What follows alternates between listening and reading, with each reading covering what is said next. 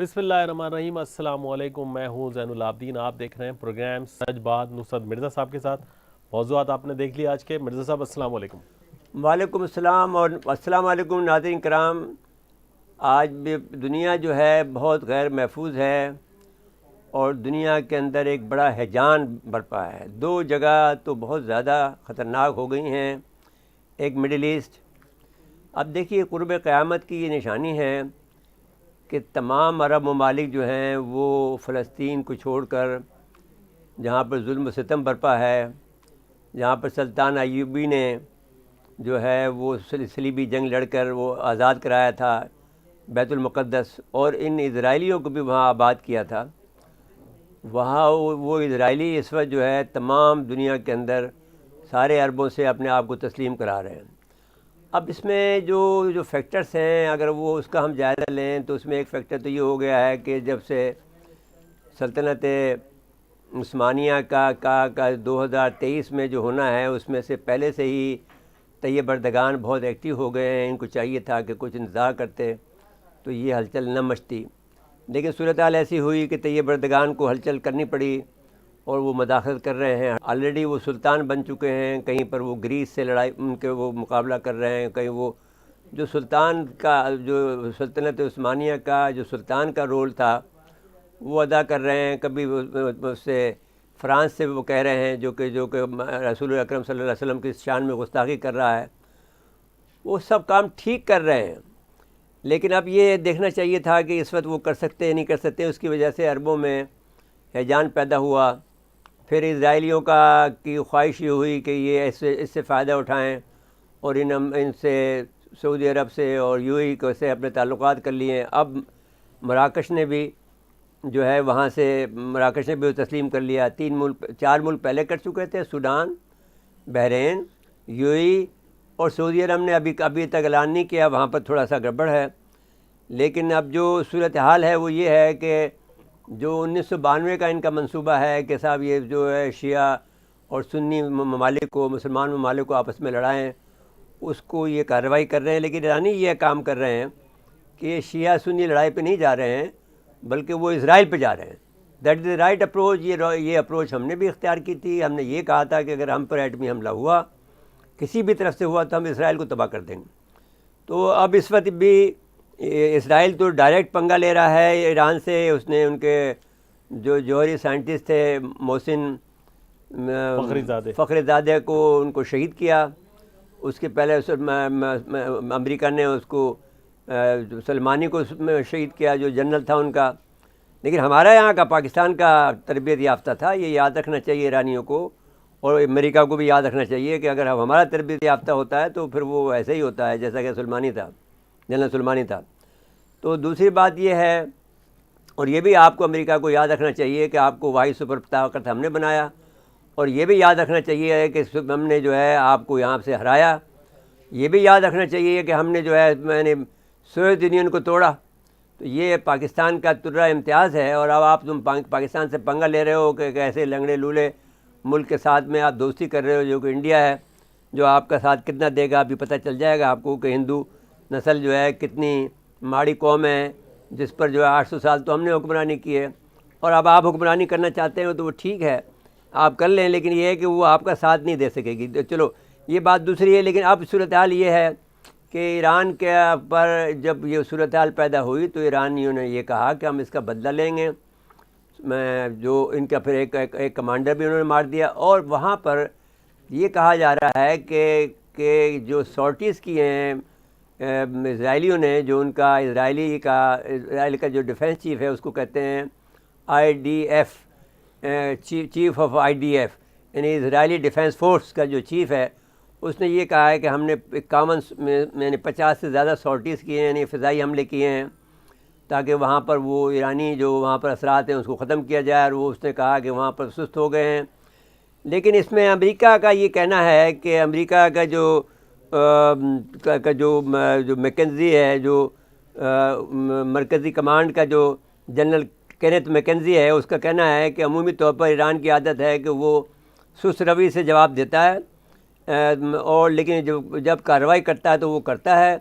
تو ہم سمجھتے ہیں کہ قاسم سلمانی کے کہ جانشین کو کمزور ہونے اور تہران میں ایرانی قیادت پیش تنازع کی وجہ سے کچھ ایرانی وہ اپنے آپ کو یہ ثابت کرنے کی کوشش کر رہا ہے کہ دیر کرنے میں کی وجہ یہ ہے کہ اس کا جو کمانڈر آیا ہے وہ سست، وہ زیادہ وہ تیز نہیں ہے سلمانی کی طرح سے. یہ اس طرح سے ایک طرح سے ان کو اشتعال دلا رہے ہیں، لیکن میرے خیال میں کہ وہ اپنی جو ہے بساط کو بچھا رہے ہیں اور اپنی جو ہے صورتحال کو وہ بہتر کر رہے ہیں اور وہ اپنے وقت پر حملہ کریں گے. ان کا یہ خیال ہے کہ آج جمعے کے دن جو ہے وہ شاید یہ حملہ کریں گے تہران کہیں پر اسرائیل پر. تو اس کے جواب میں امریکہ نے کوئی دو جو ہے جو B-52H طیارے جو ہیں وہ منگوا لیے ہیں، جو کہ بہت طاقتور بم پھینکنے والے ہیں. لیکن ایک عجیب و غریب واقعہ کیا ہے تہران نے کہ وہ جہاں پر زمین پر ان کے جو یورینیم کا افزودگی کر رہے تھے وہ ایک دم سے زمین سے غائب ہو گیا ہے، وہ پہاڑوں میں کہیں چھپا دیا ہے انہوں نے. تو اور یہ ڈھونڈتے پھر رہے ہیں، لیکن یہ ایسا ممکن نہیں ہے کہ وہ ان کو علم میں نہ ہو. وہ یہ کہتے ہیں کہ اب تم کچھ نہیں کر سکتے ہو، کتنے پہاڑوں پر بمباری کرو، لیکن تمہیں اس کا پتہ نہیں چلے گا، ہم اپنے کام پہ جا رہے ہیں. یاد رہے کہ آیت اللہ خامنہ ای صاحب نے یہ کہا تھا کہ ہم اپنے مشن سے باز نہیں آئیں گے، تو اس کا مطلب یہ تھا جو حتمی مشن ہے ہمارا، جو کہ ایٹمی طاقت بننے کا ہے، اس مشن سے ہم باز نہیں آئیں گے، اس کو ہم ذہن میں رکھیں گے، باقی بدلہ ہم لیتے رہیں گے. تو اب سوال یہ ہے کہ جو اسرائیلی حمایت میں جو دہشت گردی ہے اس کی حمایت کے لیے امریکہ نے اپنا بحری بیڑا بھیج دیا. اب مسئلہ یہ ہے کہ امریکہ یہ صورتحال وہ یہ دیکھ رہے ہیں کہ ایران دو وجوہات کی بنا پر، کہ جو ایک تو امریکہ کے جو اس وقت جو صدر ہے وہ اس کی پاس یہ طاقت نہیں ہے کہ وہ ایران پہ حملے کی اجازت دے دے، نہ جو بائیڈن کے اندر یہ طاقت ہے، اس لیے کہ اس وقت یہ جو مہینہ ہے 20 جنوری تک کا یہ مسئلہ مخمخصے کا شکار ہے. تو ان کا یہ خیال ہے کہ ایران اس سے فائدہ اٹھائے گا اور اسرائیل پر حملہ کرے گا. تو اسرائیل پہ جب حملہ کرے گا تو پھر اس کے لیے انہوں نے وقتی طور پر B-52H بمبر تیار بھیجے ہیں کہ ہم بتا رہے ہیں کہ ہم یہاں موجود ہیں، اور اگر آپ نے اسرائیل پہ حملہ کیا تو ہم اس کا جواب دیں گے. تو یہ اسٹریٹجک بمبار تیار ہیں. اسٹریٹجک بمبار تیار کا مطلب یہ ہے کہ اس کے پاس ایٹمی اسلحہ بھی ہے. اب یہ معلوم نہیں ہے کہ ایٹمی اسلحہ جو ہے وہ ٹیکٹیکل ہے یا اسٹریٹجک کا حملہ ہے، یعنی بڑا ماس ڈسٹرکشن کا ہے یا چھوٹے تباہی کا ہے، لمیٹڈ تباہی کے پاس ہتھیار ہیں. لیکن بہرحال یہ کہ لفظ استعمال ہوا ہے کہ اسٹریٹجک بمبار تیاریں کی اڑانیں ہوئی ہیں، تو یہ خطرناک علامت ہے. لیکن بہرحال ایران کو یہ کی بات یہ تو فیصلہ کرنی پڑے گی کہ بھئی وہ اس صورتحال کو جو اس وقت اس کو موقع ملا ہے، کیونکہ اس کے بعد تو پھر یا پھر وہ یہ سوچ رہا ہوگا کہ یہ دباؤ تو رہے، لیکن جو بائیڈن کے آنے پر اگر ان کو موقع مل جائے تو یہ ان کے لیے اچھا ہوگا، کیونکہ جنگ تو کوئی اچھی بات نہیں ہے اور جنگ کی تباہی جو ہے وہ بہت زیادہ ہوگی. اور ہمیں افسوس اس بات کا ہے کہ یہ عرب لوگ جو ہیں اس بات کے ہم نتیجے پہ پہنچے کہ جو کچھ بھی عرب میں سوائے شاہ فیصل کے کہ عرب لوگ جو ہیں جو ہماری حمایت کر رہے تھے وہ ہماری محبت میں نہیں کر رہے تھے، حب علی میں نہیں کر رہے تھے یا حب مسلمانی میں نہیں کر رہے تھے، بلکہ وہ امریکہ کے کہنے پر ہماری حمایت کرتے تھے. اور جب امریکہ نے فیصلہ کر لیا کہ ہمارے سے کہ ہم کیونکہ ہم چین سے جڑ گئے ہیں تو انہوں نے بھی ہمارے سے رخ موڑ لیا ہے. تو اب اس وقت جو ہے جو انڈیا کا جو چیف آف آرمی اسٹاف ہے وہ 4 دن کا دورہ اس نے سعودی عرب کا کیا ہے اور 2 دن کا دورہ وہ UAE کا کرے گا. تو اب اس سے اندازہ لگا لیں، وہ یہ کہہ رہے ہیں کہ صاحب مسلمان فوجیں وہاں پر اگر ہم پاکستان کی فوجیں نکالتے ہیں، کیونکہ پاکستان کو ان کے لحاظ سے پاکستان نے ان کو مایوس کیا ہے کہ وہ فوجیں جو ہیں ان کی یمن پر حملہ آور نہیں ہوئی، کیونکہ پاکستان کا یہ موٹو ہے کہ ہم مسلمان ملک کے خلاف اپنی فوج استعمال نہیں کریں گے، البتہ اپنے حرم کی دفاع کے لیے ہم موجود ہیں. اور ہم نے ان کی تمام فوج کو اب جو ہے مسلح کیا ہے، ان کو تربیت دی ہے. تو ہمارے پاس ہمیں یہ بھی کرنا چاہیے کہ ہماری جو انٹیلیجنس سروسز ہیں وہ ان کو اپنے دائرہ کار کو بڑھانا چاہیے، جو کہ وہ UAE تک بھی ہو. بحرین ایک چھوٹا سا ملک ہے، وہاں پر ہمارے پر بہت پولیس فورس ہماری لگی ہوئی تھی، ہمیں معلوم ہے، اور ہر جگہ پر وہاں پر جو بھی آدمی شہید ہوئے ہیں وہ سارے پاکستانی شہید ہوئے ہیں. وہاں پر شیعہ برادری زیادہ ہے. تو ہمیں یہ اب اس بات کو چھوڑ کر کے ہم ان کی حمایت کریں بحرینیوں کی، ہمیں ان کا ساتھ دینا چاہیے عوام کا.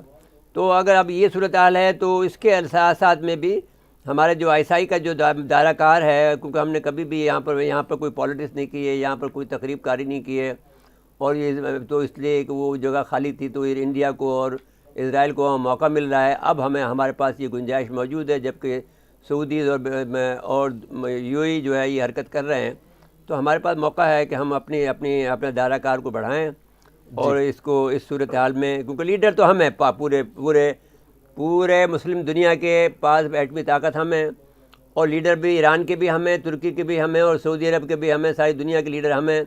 صرف ہم ان کو عزت اس لیے دیتے تھے کہ وہاں پر حرمین شریف ہے، شریفین ہے، اس کے علاوہ تو ان کے پاس کوئی طاقت نہیں ہے.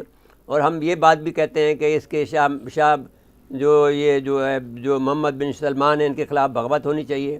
ہم کھلے عام کہہ رہے ہیں، اس لحاظ سے کہہ رہے ہیں کہ ہمیں جو آدمی یہ قمار بازی وہاں پہ کر دے، جو آدمی شراب خانے وہاں کھولے، جہاں وہاں پر نیوم جیسا شہر بنانے کی کوشش کرے، جو آدمی اسرائیل کو اپنے قدم کے جو ناپاک وزیر اعظم کے قدم رکھنے کی اجازت دے دے، اس کو کیسے رکھ سکتے ہیں ہم آپ ایسے ملک میں جو حرمین شریف تمہارا تو نہیں ہے نا، سارے مسلمانوں کا ہے، اور تم سارے عربوں کا.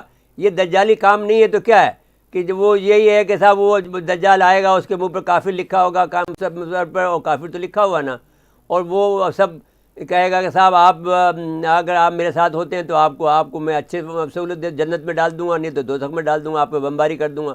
اب آپ دیکھ لیجئے کہ یو اے ای نے قبول کر لیا، بحرین نے قبول کر لیا، سوڈان نے قبول کر لیا، مراکش نے قبول کر لیا. اب بھائی تمہارے اندر کوئی ساہ ہے یا نہیں؟ تم مسلمان ہو یا کیا ہو تم؟ اور فلسطینیوں کو چھوڑ دیا آپ نے ایک بالکل برباد کر کے. میرے صاحب وہ جو وہاں آرمی چیف گئے انڈیا کے، وہ تو ایک وجہ یہ بھی ہے نا کہ وہ ان کو پٹانا چاہ رہے ہیں کہ آپ آ جائیں یمن میں کی جنگ میں. نہیں، یمن کی جب نہیں ہم کبھی بھی نہیں آئیں گے. ہم تو دعوت دے رہے ہیں نا کہ اگر آپ تو یہاں پہ افغانستان میں آ کے دیکھو نا. ہم نے تو منع کر دیا، انڈینز کو پٹانے کی کوشش کر رہے ہیں. نہیں، کوئی انڈیا میں جرت کہاں ہے کہ وہ یمنیوں سے لڑے؟ یمنی اتنے بڑے لڑاکا ہیں کہ آپ یاد دیکھو، تمہیں بتا دیں گے. ابھی تو یمنیوں کا وار شروع نہیں ہوا ہے. مسٹر محمد بن سلمان، اور میں ان کے سفیر سے کہنا چاہتا ہوں، now you have to see the actual war convey to Mr Muhammad bin Salman. The war will start now. جیسے ہی پاکستان کا ہاتھ ہٹا، تمہارے پہ وار کا وہ حملہ ہوگا کہ تم تتر بتر ہو جاؤ گے، تمہارا وجود ہی نہیں رہے گا. جی میرے صاحب بریک لکھا جا رہا ہے، بریک کے بعد آئیں گے تو اگلے موضوع پہ چلیں گے. ناظرین مختصر سا وقفہ ہے، وقفے کے بعد دوبارہ آتے ہیں.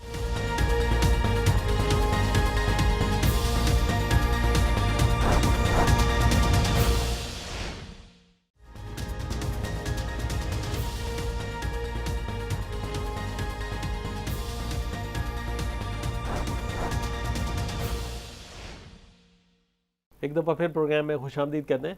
میرے صاحب یہ بی ایل ایم والی بات ذرا. بھائی زین صاحب ایک بڑی زبردست تنظیم ہے جو کہ آج تک کسی چینل پر یہ بات کی نہیں گئی ہے. جی. اور یہ سچ ٹی وی کو یہ پہلا اعزاز حاصل ہے کہ بی ایل ایم کے بارے میں ہم ان کو بتانے جا رہے ہیں. جی. پاکستان کے اندر، انڈیا کے اندر کسی جگہ پر بھی بی ایل ایم کا کسی بھی چینل نے ذکر نہیں کیا ہے. بی ایل ایم کیا ہے؟ یہ امریکہ کے سیاہ فام انسانوں کی ایک تنظیم بنی ہے. اس کا مطلب ہے کہ بی ایل ایم سے کیا مطلب ہے کہ بلیک لائیوز میٹرز. جی. یہ اس وقت تنظیم شروع ہوئی تھی جب ایک نوجوان لڑکے کو مار دیا تھا ایک گورے نے، اور جس کا نام جارج زمرمین تھا.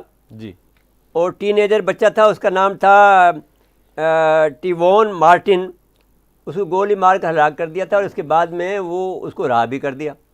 جب رہا کر دیا تو پھر یہ بی ایل ایم تنظیم 3 خواتین نے جو کہ بلیک خواتین تھیں، انہوں نے یہ تنظیم ٹویٹر پر منظم کی اور یہ کہا کہ ہم بھی، ہماری زندگی کا بھی کوئی، ہماری زندگی میں بھی اہمیت ہے. جی.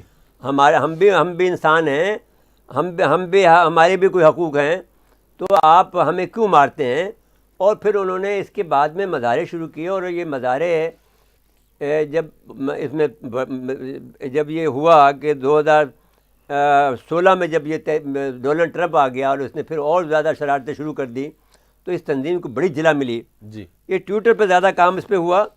پھر جارج فلائیڈ کا ایک آدمی کو، جو 40 سال آدمی تھا، اس کو مار دیا پولیس نے. جی. پولیس کسٹڈی میں مارا گیا. تو اس پر بہت زیادہ ہو گئی، اور کوئی 1.5 کروڑ سے لے کر 60 لاکھ تک کے آدمی نے مظاہرہ کیا. پورے یونائٹڈ اسٹیٹ آف امریکہ میں. جی. اس میں کالے زیادہ تھے, گورے بھی اس میں شامل ہو گئے. تو اس تنظیم نے پھر یہ جو اس کو ہرانے میں, ڈونلڈ ٹرمپ کو ہرانے میں بڑا اہم کردار ادا کیا, اور جو بائیڈن کو جتانے میں بڑا اہم کردار ادا کیا. تو اس لحاظ سے اگر آپ دیکھیں تو یہ ایک بڑی زبردست تنظیم ہے, اور یہ بات انڈیا کے مسلمانوں کے لیے ایک مشعل راہ ہے. یہ اس سے انڈیا کے مسلمان سیکھیں. لیکن وہاں پر انڈیا کے مسلمانوں کو تو وہاں پر اپنے آپ کو مسلح کرنا پڑے گا. اور اب 25 کروڑ مسلمان ہیں, خدا کے واسطے میں نے تو آپ کو بتایا تھا کہ آپ بلم بناؤ اور اپنے اس میں چھریاں لگا کے تیاریاں کرو. آپ کی کوئی ایسی بڑی بات نہیں ہے. 25 لاکھ آدمی 50,000 مریں گے تو آپ 25 کروڑ کو آپ بچائیں گے. جی. تو آپ کو یہ ایسی بات نہیں کریں. اب سوال یہ ہے کہ پہلی دفعہ مودی نے یہ سمجھا کہ مسلمانوں کے 25 کروڑ نے کچھ نہیں کیا, تو اب دوسرا کام میں یہ کرتا ہوں کہ سکھوں کو میں ٹھوک دیتا ہوں. ان کی جو ہے جو خالصان کی موومنٹ ہے وہ بھی ختم کر دیتا ہوں. اس کا طریقہ یہ ہے کہ ان کی زمینوں پہ قبضہ کر لیتے ہیں. تو انہوں نے ایک بل پاس کیا ہے, جس کے بل کے ذریعے سے وہ یہ کہتے ہیں کہ صاحب یہ جو مارکیٹ میں جا کے آپ بیچتے ہیں, اس کی بجائے آپ جو ہے یہ ملٹی نیشنل کمپنیوں کو بیچیں گے. وہ آپ کے پاس آ جائیں گی, آپ ان کو دے آپ کے پاس آ جائیں, دے دیجیے گا. تو اب وہ کسان یہ کہتے ہیں کہ بھائی تین باتیں کہتے ہیں. ایک بات یہ کہتے ہیں کہ بھائی ہم وہاں جاتے تھے, آڑتی ہمارے ساتھ میں تھوڑی زیادتی کرتا تھا, لیکن ہمارے بھی آدمی اس میں موجود ہیں. اب ہمارے سے زیادتیاں کم ہوتی ہیں, تو ہماری اگر قیمت 10 روپے کی تھی تو وہ ہمیں پہلے 5 روپے دیتا تھا, اب 7 روپے دیتا تھا, تو ہمیں 3 روپے کا نقصان ہو رہا ہے. لیکن اگر آپ آ جائیں گے, اگر ہمیں 3 روپے کی, اگر 10 روپے کی چیز کو اگر آپ 4 روپے میں خریدیں گے, اور پھر اگر نہیں خریدیں گے تو ہمارے پاس تو کوئی چیز جگہ بیچنے کی جگہ ہے نہیں. بالکل. تو ہم تو پھر ختم ہو جائیں گے. تو ان کا یہ سب سے بڑا خطرہ یہ ہے کہ ان کے کسانوں کی تعداد, چھوٹے کسانوں کی 4 ایکڑ 2 ایکڑ 5 ایکڑ 1 ایکڑ کی زمین کے ان کے پاس بہت بڑے کسان ہیں, بڑی تعداد میں کسان ہیں. اور سکھ بڑی, اور 65% جو ہے جو غلہ ہے, جو آپ کا یعنی گیہوں ہے اور کپاس ہے, وہ یہاں سے مشرقی پنجاب سے اور ہریانہ سے جاتا ہے. جی. وہ اگر قبضہ کر لے گا مودی, اس نے ان کی شرک پہ انگوٹھا رکھ دیا ہے سکھوں کی. تو اب سکھوں نے یہ, اب اس ساتھ ساتھ میں یہ بھی ہے کہ وہ عدالت میں بھی نہیں جا سکیں گے. جی. نہ وہ عدالت ہائی کورٹ میں جا سکتے ہیں اس کے خلاف, نہ وہ سپریم کورٹ میں جا سکتے. بل میں یہ طریقہ پاس ہو گیا. اب اس سے یہ ہو گیا کہ آج 16 دن ہیں, 16 دن سے وہ لوگ مظاہرہ کر رہے ہیں. انہوں نے 3 صوبوں کے راستے بند کر دیے دلی جانے کے. ایک جو مشرقی پنجاب سے جاتا تھا, ایک جو ہریانہ سے جاتا تھا, ایک جو یو پی سے جاتا تھا. وہ ساری جگہ پر وہ راستے انہوں نے بند کر دیے. اب وہ یہ کہتے ہیں کہ 14 دسمبر کو ہم پورا ملک کے راستے دلی کے بند کر دیں گے. جی. پھر انہوں نے یہ کوشش کی کہ وہاں پر کوئی ایک رام لیلا ایک گراؤنڈ ہے دہلی میں, وہاں پر ایک جلسہ کر لیں. تو انہوں نے وہاں پر بہت سخت شیلنگ کی اور ان کو بھگا دیا, وہ نہیں کرنے دیا گیا. نتیجہ یہ ہوا کہ اب وہ اور پھر ان کو تقسیم کرنے کی کوشش کی. پہلے ان کو 3 درجن بلاتے تھے. 9 دسمبر کو انہوں نے جو میٹنگ کی, جی, اس میں صرف جو ہے وہ 12 کسانوں کو بلایا, 12-14 کسانوں کو بلایا, اور باقی جو ہے 3 درجن کو 36 آدمیوں سے 12 کسانوں کر دیا تاکہ وہ تقسیم ہو جائے. لیکن وہ تقسیم نہیں ہوئے.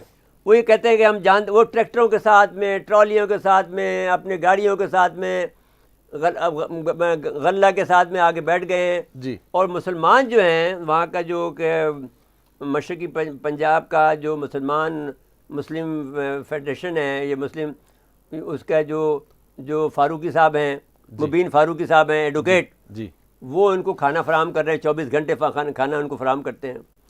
تو اس طرح سے سارے ہندوستان کے مسلمانوں کو چاہیے کہ وہ سکھوں کا ساتھ دیں. یہ تو اچھا ہو جائے گا کہ اگر سکھ اور مسلمان ایک تو ہو گئے. سکھ مسلمان اور بلکہ سارے, سکھ مسلمان کی بات نہیں ہے, سارے کسان ایک ہو جائیں تو بس پھر تو کام. اور پاکستان کے, اور پھر اس کے ساتھ میں عالمی طور پر ٹروڈو نے حمایت کر دی ہے, جی, برطانیہ کے ممبر پارلیمنٹ نے حمایت کر دی ہے, یو این او نے حمایت کر دی ہے, آسٹریلیا کے ممبر پارلیمنٹ نے حمایت کر دی ہے.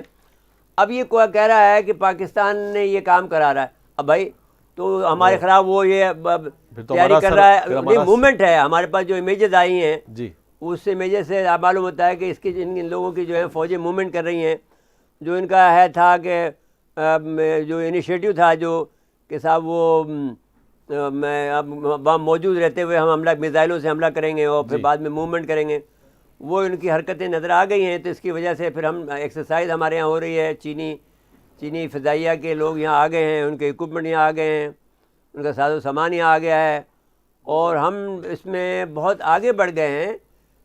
جو آرٹیفیشل وارفیئر ہے، جی اس پر ہمیں ایک الگ سے پروگرام کرنے ہیں، لیکن وہ بہت بڑا پروگرام ہوگا، وہ ہم بعد میں کریں گے. دوسری ایک اور بات ہم کرنا چاہتے ہیں جی کہ پاکستان کے خلاف جو ہے پچھلے 70 سالوں میں انڈیا نے ہائیبریڈ وار اور 5th جنریشن وار کا جو پروگرام بنایا تھا، جی اس کو یورپین تحقیقاتی ٹیم نے بے نقاب کر دیا ہے، اور اس میں کوئی ہزاروں کی تعداد میں ان کی ویب سائٹ بند ہو گئی ہیں، سوشل میڈیا کی تنظیمیں بند ہو گئی ہیں. جی اور ساتھ ساتھ میں اس میں جو لوگ پاکستان کے لوگ شامل تھے، حسین حقانی تھا، برہمدہ بگٹی تھے، اور کوئی اور لوگ تھے، وہ سارے کے سارے جو ہیں وہ لوگ وہاں پر وہ یعنی ایک قسم کا وہاں پہ سناٹا ہوگا، اور وہ دہشت گرد ملک قرار پایا ہے.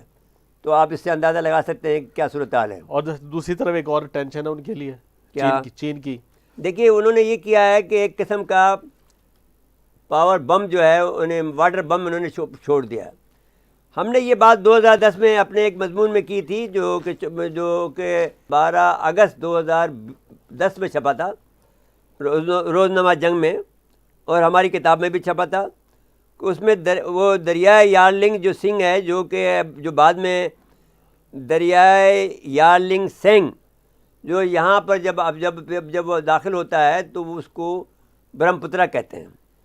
اس پر وہ بہت بڑا ہائیڈرو پاور جو ہے وہ بنا رہا ہے، اور اس سے 200 بلین کیوبک میٹر پانی جو ہے وہ حاصل کرے گا، جی جو اپنے جنوبی مغربی اس میں جو ان کا صوبہ ہے اس کو بجلی فراہم کرے گا.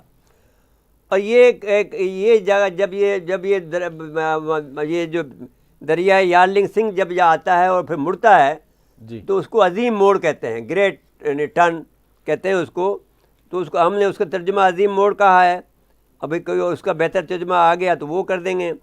تو پھر وہاں سے وہ برہم پترا بنتا ہے. یہ 2755 میٹر نیچے اترتا ہے. اتنا تیزی کے ساتھ یہ پانی نیچے اترتا ہے، اس سے یہ ہائیڈرو پاور کی بجلی بنائیں گے. تو یہ اور پھر گرتا ہے، اور وہ پن بجلی اور اس کے علاوہ دوسری طاقت سے وہ بنا لیں گے.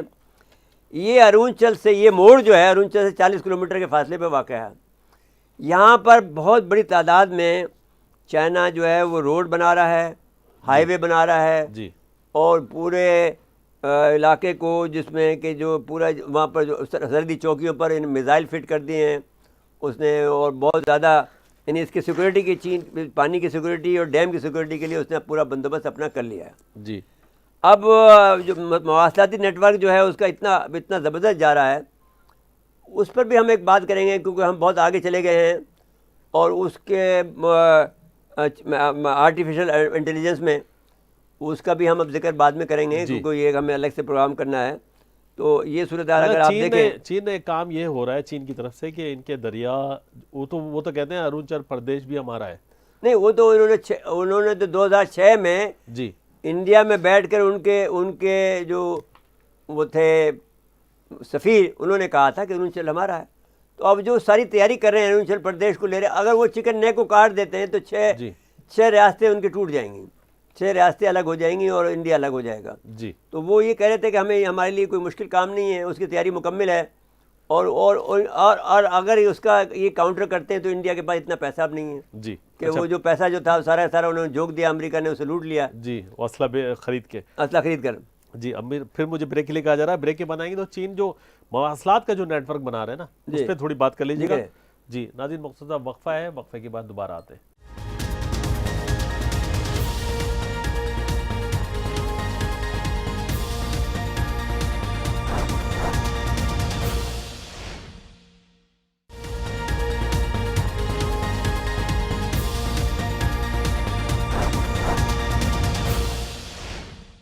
ایک دفعہ پھر پروگرام میں خوش آمدید کہتے ہیں.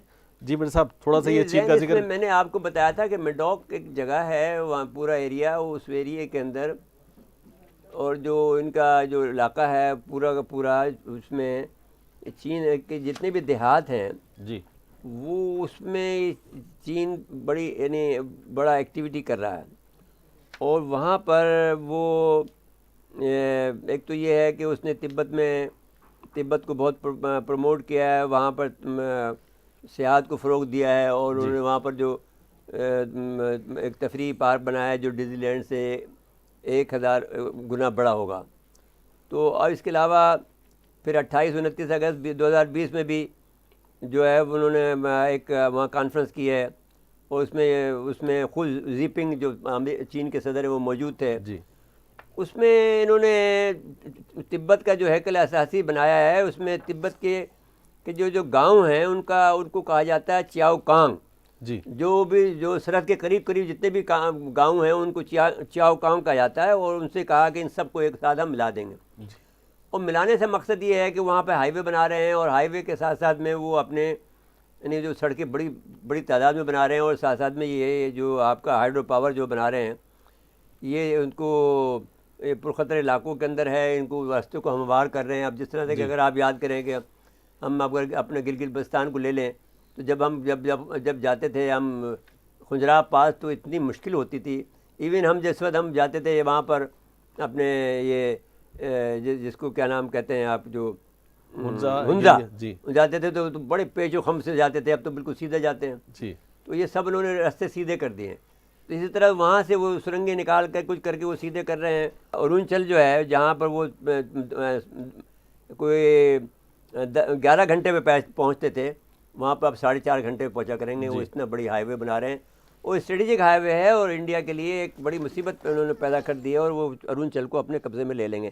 اب آگے چلے جی، اب ملک میں سیاسی تناؤ بڑھ رہا ہے۔ دیکھو زین صاحب، آپ کچھ بھی کریں، نتیجہ جو بھی آئے، ہم نے پاکستان کی تاریخ دیکھی ہے، ایوب صاحب کا جانا دیکھا ہے ہم نے، ایوب صاحب کا آنا دیکھا ہے۔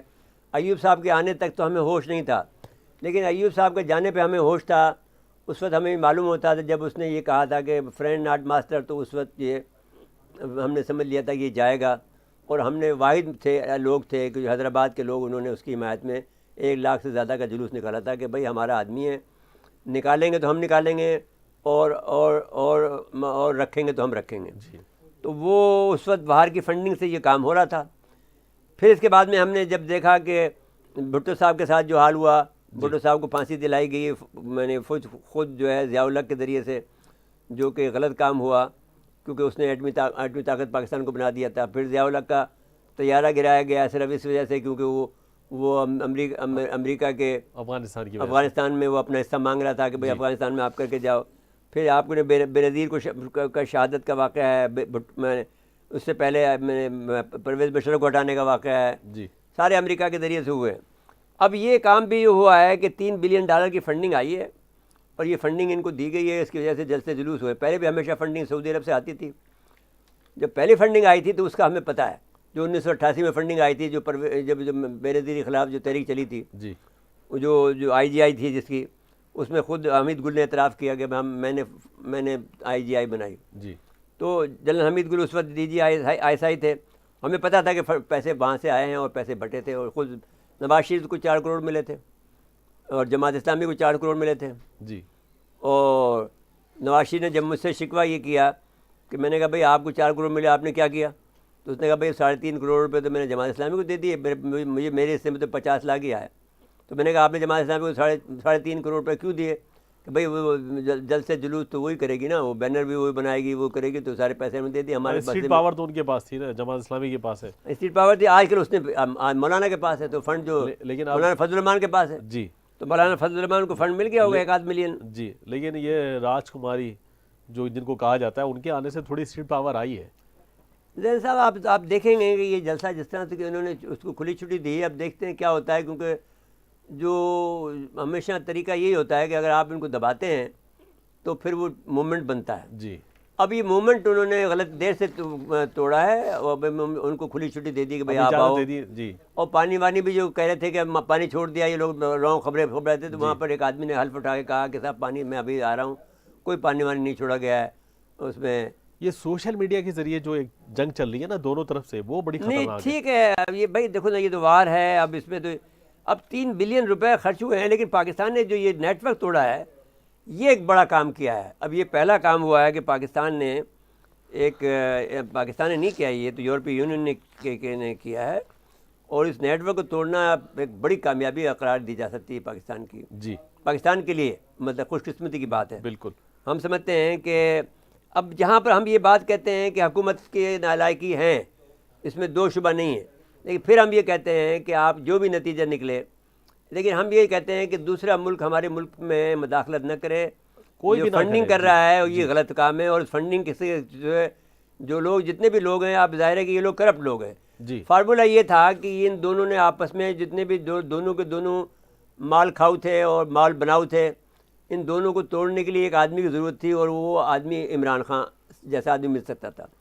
اب عمران خان اگر نالائق نکلا ہے، اس کو حکمرانی کرنی نہیں آتی ہے، تو ایک بڑا پرابلم ہے. تو آپ کو یاد ہوگا کہ ہم نے کئی دفعہ ان سے درخواست کی ہے کہ بھئی عمران خان نے آپ کے ان کے اتحاد کو توڑ دیا ہے، تو آپ اس کو ہٹا دو. آپ نے غلطی یہ کی کہ اس کو نہیں ہٹایا، تو وہ اتحاد پھر بن گیا، جی آپ کے خلاف بن گیا، اور وہ اتحاد اتنا سخت بن گیا کہ اب اس کو آپ کو بھی مشکل شیفٹ دے رہا ہے. تو جب آپ کو ایک آدمی جو آپ جب ایک جنرل حمید گل صاحب جب DGI تھے، وہ یہ کہا کرتے تھے کہ جو بات ہم سوچتے ہیں اس سے پہلے 1 مہینے پہلے آپ سوچ لیتے ہیں. تو جب ایک آدمی آپ کے سامنے ایک ایسا موجود ہے جس کو یہ خراج تحسین اور یہ کریڈٹ ہے اس کے حصے میں آتا ہے کہ جو لکھا ہوا موجود ہے، یہ نہیں ہے کہ میں کہہ رہا ہوں، وہ اس نے لکھ کے مجھے دیا ہے کہ بھائی یو آر فاسٹر دین اس. جب ہم آپ کو مشورہ دے رہے ہیں کہ بھائی آپ عمران خان صاحب کو کہہ دیں کہ بھئی آپ بدلو.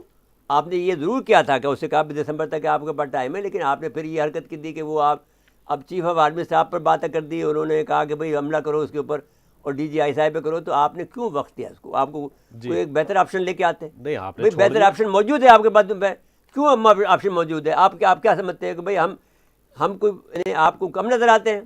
بھئی آپ کو ہمیں اولڈ مین نظر آتے ہیں؟ ہمیں کام کرنے کو دو، ہم بتاتے ہیں ہمیں تمہیں کام کر کے کیا کام ہم کر سکتے ہیں. وہ کام نہیں کر دیں گے جو یہ عمران خان کو تو بیچارے کو بلے کے علاوہ کچھ آتا نہیں ہے. ہمیں تو سیاست آتی ہے. بھئی ہم نے تو 12 سال کی عمر سے سیاست شروع کی ہے. آپ نے مسٹر فیض حمید صاحب کب سیاست شروع کی آپ نے؟ اس وقت تو آپ بچے بھی نہیں تھے، پیدا بھی نہیں ہوئے ہوں گے مجھے خیال ہے، جب ہم نے 12 سال کی عمر میں سیاست شروع کی تھی. اچھا میرے صاحب، یہ جو اپوزیشن کے درمیان یہ کہا جا رہا تھا کہ استعفے پہ اختلاف ہوگا، لیکن ابھی تک ایسا نظر نہیں آ رہا. زین ابھی بھی اختلاف بڑے سخت ہے، اس لیے کہ بھئی وہ سندھ کو کیسے چھوڑیں گے یار؟ سندھ سونے کا آپ اگر بعد میں الیکشن ہوتا ہے تو سندھ ان کے ہاتھ پہ ہی رہے گا، ان کے کون سے ہاتھ سے جا رہا ہے؟ نہیں. اب اس میں دیکھیے، آپ کو یہ بات اعتداد حسن نے اس پہ اعتراض کر دیا ہے، اور وہ آپ نے ابھی بھی استعفے دے دیے. تو 2 مہینے تک آپ دیں گے مارچ میں، آپ دیں گے دسمبر میں، ہیں یعنی جنوری میں دیں گے. جنوری میں جی 2 مہینے تک تو وہ اٹکا سکتا ہے آپ کا اسپیکر. نہیں، یہاں تو اسپیکر ان کا اپنا ہے نا کدھر؟ سندھ میں. بھائی سندھ میں اگر بھائی تو پھر اگر ایک آپشن یہ نہیں ہے کہ سندھ کے اندر ہم فارورڈ بلاک بنا دیں. وہ تو یہ سب کام پہلے کرنے کے تھے، اب کیا معلوم کہ ہو رہے ہو؟ بہت سا پانی گزر گیا. نو یہ بات کو چھوڑ دیں آپ، یہ کام آپ یہ بات چھوڑ دیں، کچھ بھی ہو سکتا ہے. تو بھائی ہم بھی ہمیں توڑ دیں گے. تو دیکھیں نا، ہو سکتا ہے یہ بھی انداز ہو جو لوگ ابھی آپ ہی اس کو چھوڑ دیں، یہ لیٹ دیم ڈو. جو بھی کام ہم نے دیکھا ہے یہ لوگ کام اچھا کرتے ہیں، برا نہیں کرتے ہیں، اور دے ول ڈو گڈ ورک. اچھا ایک اور بات ہے، عوام کی طرف سے یہ بات کی جا رہی ہے کہ کیا ان کی حکومت ختم ہو جاتی ہے تو اس کے بعد جو کوئی آئے گا، نہیں ان کی بات میں تو بھائی ہمیں تو قبول ہی نہیں ہے نا یہ ان کی حکومت ملے گا. آپ نے یہ بات ہم تو اپنے کہتے ہیں اپنے لوگوں کو، اپنے اسٹیبلشمنٹ کو، جی کہ ان کا جو اتحاد توڑا آپ نے صحیح کیا، لیکن ان کا اتحاد آپ نے پھر ان کو متحد کر دیا، یہ غلط کام کیا. آپ کو پہلے سے روک رہے. اب اگر آپ کے پاس اس سے کوئی بہتر آپشن بہتر ہے تو پھر ٹھیک ہے، we will wait for the result. ہم آپ کے ساتھ ہیں، ہم تو آپ کے خلاف نہیں جا رہے. 342 کا ارکان ہے وہ اسمبلی کے اندر، وہاں پہ کوئی بھی اور لوگ قابل نہیں ہیں ان کو مل رہے. نہیں قابل. بھائی دیکھیے نا بھائی، حکمرانی کوئی معمولی بات نہیں ہوتی. دیکھیے اگر آپ خود سیاست کے طالب علم ہیں، آپ نے پلیٹو کو پڑھایا، آپ نے ایرسٹوٹل کو پڑھایا، آپ نے ابن خلدون کو پڑھایا، آپ نے شاہ ولی اللہ کو پڑھایا، آپ نے اینشنٹ فلاسفر کو پڑھایا، آپ نے میڈیول کو پڑھایا، آپ نے مسلم فلاسفر کو پڑھایا، آپ نے آج کے فلاسفر کو پڑھایا. ہر حکمرانی سب سے مشکل کام ہوتا ہے جی. اور مشکل اور وہ ابن خلدون یہ کہتا ہے کہ جس کے پیچھے کوئی فلاسفر نہیں ہو تو وہ اس کی حکومت کے دن گن لینے چاہیے. تو یہاں اب نہیں فلاسفر ہے, نہیں بابر احمد نام ہے ان کا. نہیں فلاسفر ایسا ہی ہے نا, حکومت کے گن فلاسفر. اب آج کل فلاسفر کا ترجمہ یہ ہو گیا ہے کہ تھنک ٹینک ہونا چاہیے. جی. تو آپ سے ہم یہ کہتے ہیں, ہمارا دعویٰ یہ ہے, ٹھیک ہے, کہ آپ کے پاس, ہم یہ کہتے ہیں کہ آپ کے پاس مینس ہیں, ہمارے پاس مین نہیں ہے, ہمارے پاس آئیڈیاز ہیں, اور آئیڈیاز آپ سے پہلے آتے ہیں. آپ کے پاس اگر 2 مہینے بعد آئیں گے تو اس سے 2 مہینے پہلے ہمارے پاس موجود ہوتے ہیں, ہمارے پاس آئیڈیاز موجود ہوتے ہیں کہ بھائی, اور ہمیں پتہ ہوتا ہے کہ رخ کس طرح جا رہا ہے, تو ہم اسی وقت آئیڈیا دے دیتے ہیں کہ بھائی یہ کام اس طرح سے ہو جانا چاہیے, یہ کام غلط ہو رہا ہے, اس کو روکو. ہم نے اس وقت آپ سے کہا تھا کہ اس آدمی سے آپ چھٹکارا حاصل کر لو, آپ نے جو کام کرنا تھا وہ کر لیا, ان کا اتحاد توڑ دیا ہے, اس کے اتحاد کو توڑے رکھو, ان کو ملنے مت دو. اور آپ نے یہ صحیح کام کیا تھا کہ بھائی اب بھی ممکن لارے رپے دے دیں گے, وہ ٹھیک ہے آپ کے پاس. ابھی آپ ان کو ان کا کھیل کھیلنے دیں, we will wait for the result. ہم ان کو دشنام نہیں دے رہے ہیں, بالکل ممکن ہے کہ they are playing better than what we are thinking. ٹھیک ہے, وقت ختم ہوا پروگرام کا. ناظرین آج کے لیے اتنا ہی, آئندہ پروگرام تک کے لیے اجازت چاہتے ہیں. اللہ حافظ.